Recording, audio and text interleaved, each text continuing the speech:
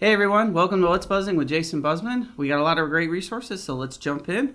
For this week's must-read, I found an old Chronicle for Higher Education blog post where they found this instructor who had an innovative approach to delivering his first physics exam.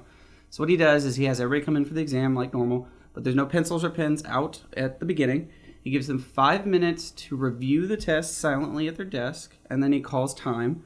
Everybody breaks into pre-existing groups that they've already been using for the past couple of weeks, and then they talk about the exam again, no pencils or pens, about the exam for 15 minutes or so, just to make sure everybody understands the principles, the formulas, where they need to go with all the problems, kind of just make sure they get that group work in right before the test, and then they go back to their test or their desks, grab their pencils and pens, and it's a normal test from there on. It's a great way to bring in group work into an exam where you wouldn't normally have that. So maybe that idea would work for you. Check out the blog post and see what you think.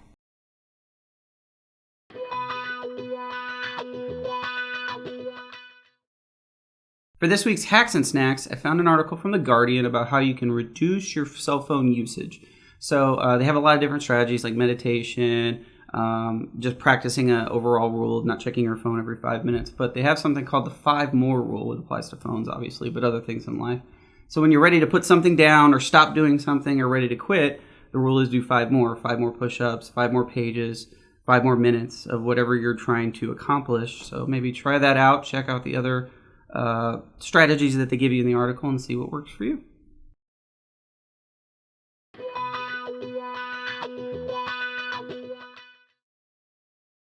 For this week's Microbytes, I'm linking to a new Ally support page. So the district's accessibility team and the district web team have come together to create a new Ally Basics page.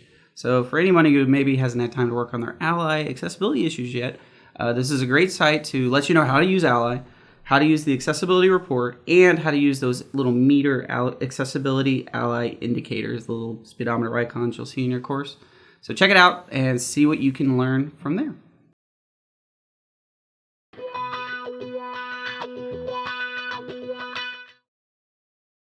And for this week's Stinger, I've linked to a series that TED has created. It's about the way we work. So they have a series of videos that they released in February, and it's about dealing with emotions, dealing with deadlines, dealing with burnout. They're all about 4 to 5 minutes, but they're really well produced, and they may be helpful to some of us with all the change that we're going through here at the campus.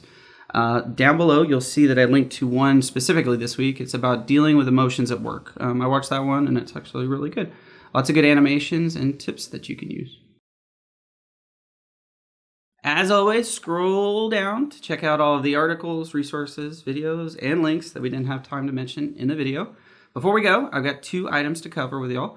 First of all, you will see a bookings page linked below where you can schedule appointments with me to get Ally accessibility help before we leave for spring break. You can book 15 or 30-minute appointments, and if you see availability on that bookings page, that means I'm available. Second, I actually have a new person to introduce. Very happy about this. We have a new instructional designer here in our group.